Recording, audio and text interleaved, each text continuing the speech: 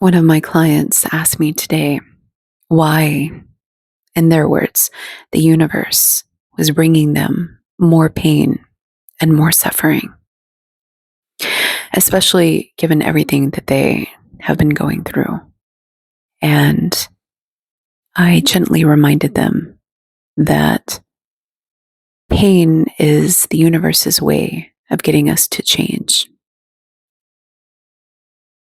There's something about the confrontation of our patterns, of the way that we are creating our part of our world, that really becomes under scrutiny whenever we are in pain. And it makes sense if you think about it. Without pain, we just exist and we go about our day to day actions. And until a certain point of the consciousness awakening journey, and you kind of get a wind of this mechanism, and you start to say to yourself, well, I'm going to figure out what I need to change before everything breaks down, before my life falls apart, before I get destroyed, I destroy myself, you anticipate it. And it also becomes, at some level, in my personal experience, but I am a transformational coach and a shadow work coach, it's fun. It's actually fun to figure out what to tweak and to become a masterpiece.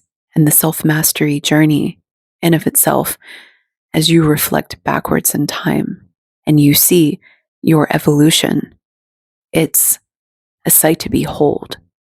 And particularly if you've done major 180 transformation or something remarkable, and you've really had that breakthrough, and you notice that you're thinking differently, you're processing the world differently. People and situations in the past might try to tempt you back, but when you've really changed, there is no tempting back. It's like, thanks for calling, but I'm going to go my merry way. There's no hook in you anymore, and you don't fear confronting the challenges that brought you to your knees, or even the people that brought you to your knees. There might still be some reluctance and resistance at first. And then you continue to show yourself that that confrontation doesn't have the same weight that it once did, because the triggers are removed. And it's sort of like a dance with the past and the past versions of you. And when you really start to shed those versions, there's no trepidation that you're going to slip back.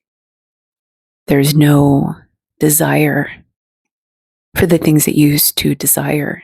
They have no hold over you anymore. But that process of getting there often requires pain. And that's how we take a moment to stop and to really do the inner work. Because the momentum of our lives and the way that we normally construct our lives, or our life, depending on how many you have, doesn't require much thought at all, unless you want to put thought into it. And until you want to design your own life meticulously, like a painter with a paintbrush, obsessing over each little stroke. Maybe it doesn't have to be that granular for you, but the canvas or the paint that you pick out, it matters to you at some point on the journey. Everything matters to you.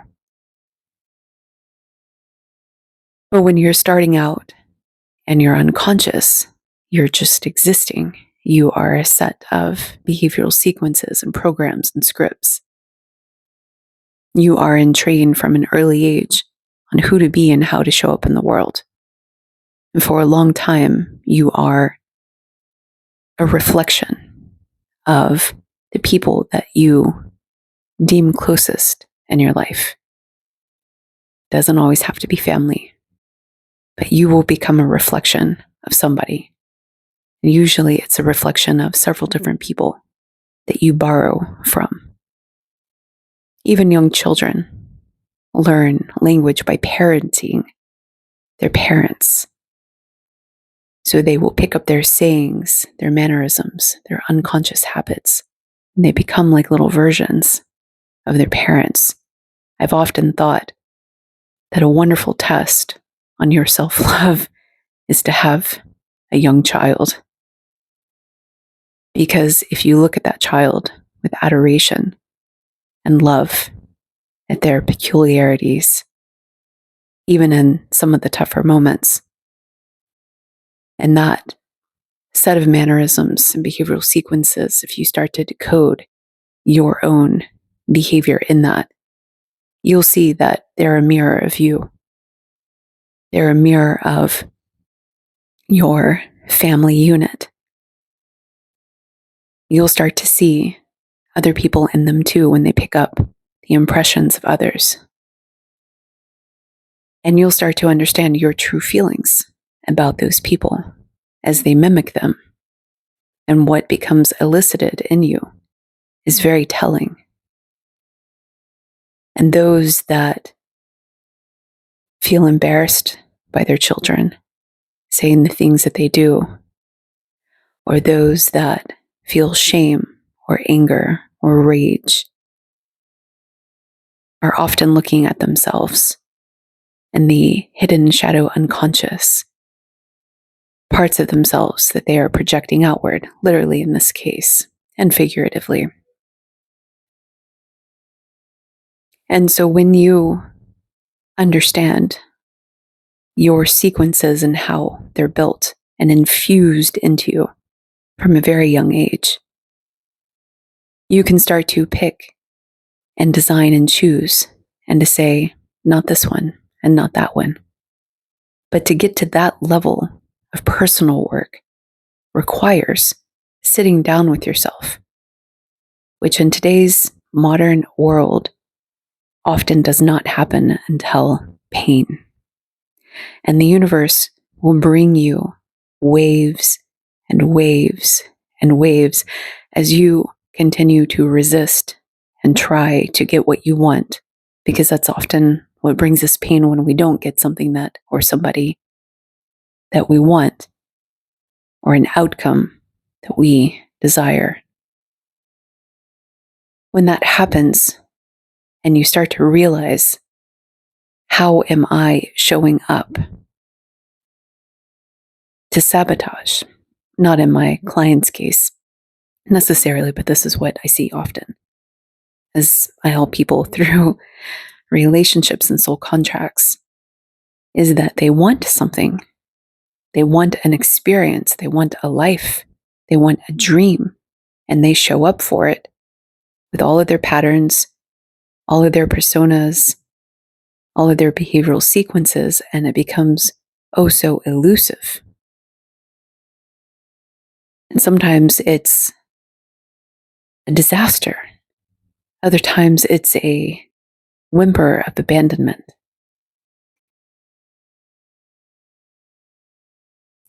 So what happens is pain, when we are in tune with it, is actually our invitation, usually our first invitation for change.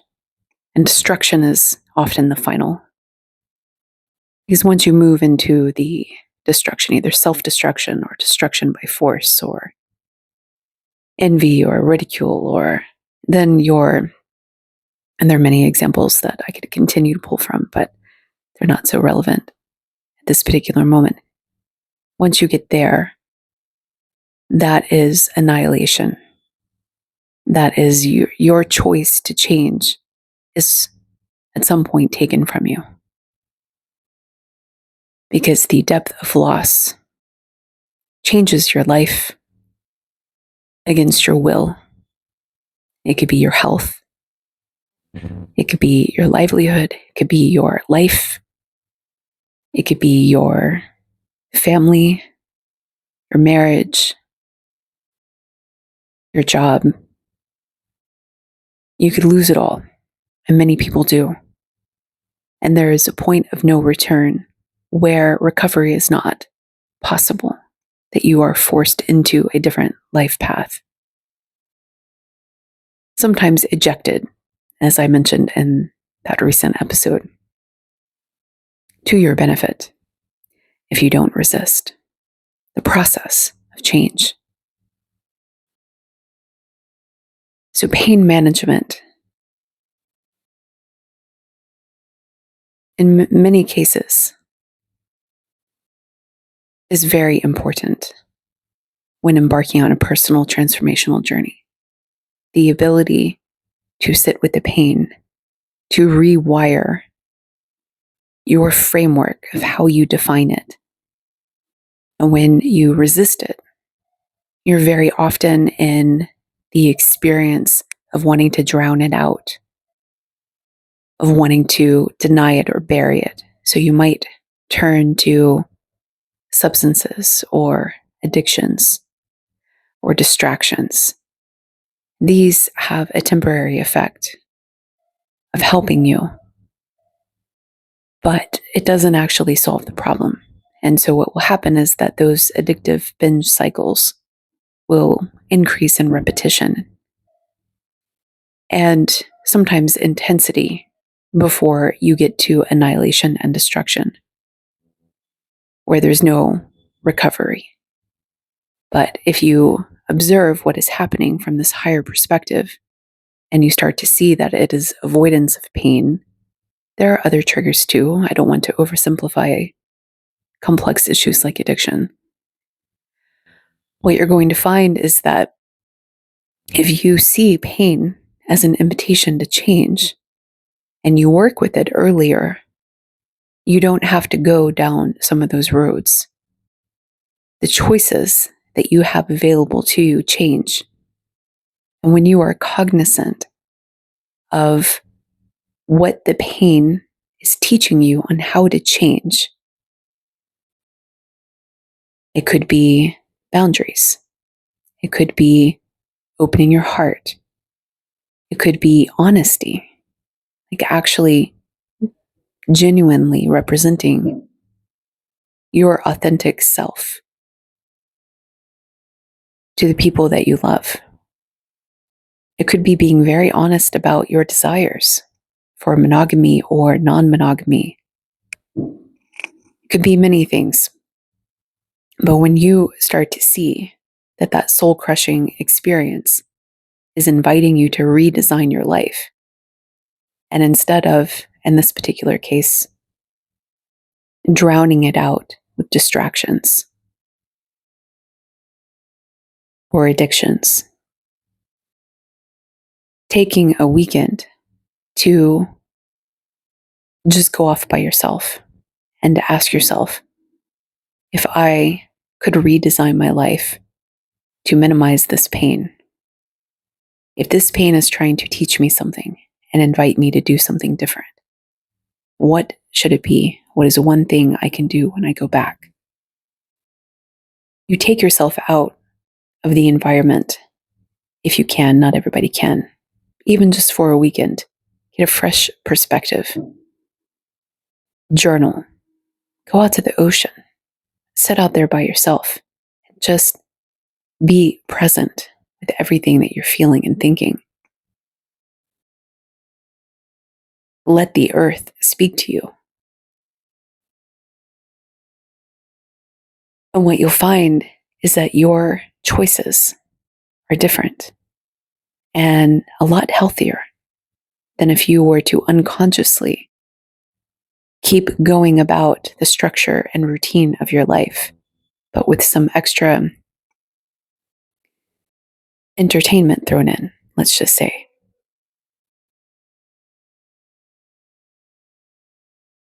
That's how you embark on a healthy personal transformational journey without letting the pain tsunami you and push you into destruction and annihilation. A lot of people don't listen to their intuition until it's too late. And intuition is often the first little whisper before the pain starts. So, an alternative shortcut, if you will, is to actually ask yourself, what is my intuition trying to tell me about this person? Do I need to get to the pain to figure out what that is, that I was right the entire time? In many cases, you're not always right, but sometimes you will be right. Do you need to play it out in all of the detail before you choose wisely? When you learn how to trust yourself, you can sidestep a lot of pain in your life because you can cut things off at the pass. This is the process of awakening, which is the process of self-mastery. It's understanding all of the signals that your body is telling you, that your emotions are telling you, that your intuition is telling you, that your spirit is telling you, that everything. And atheists who don't believe in a spirit, you're at a disadvantage. You can have whatever belief system you want, but you're at a disadvantage. It's like trying to fly without an extra set of sensors. Yeah, you can fly. You can do exceptional things without a connection to spiritual pursuits. But when you step into that world, you find that there's extra levels of information for you to decode.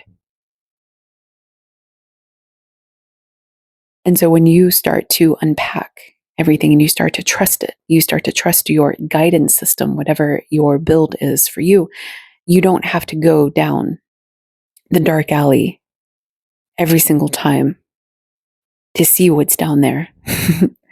Especially when you feel like, I don't know. And your friends and family are advising you like that seems like a really terrible idea. And you're like, they're just such a nice person. I don't know, I'm just going to see it out a little bit. At some point, you don't have to do that because you are in tune at a much higher level and have the wisdom and the trust to know what to do about it. Oftentimes, those present as some of the most painful lessons, by the way. And so when we adapt earlier, we are able to direct the course of our lives a lot more effectively and intelligently.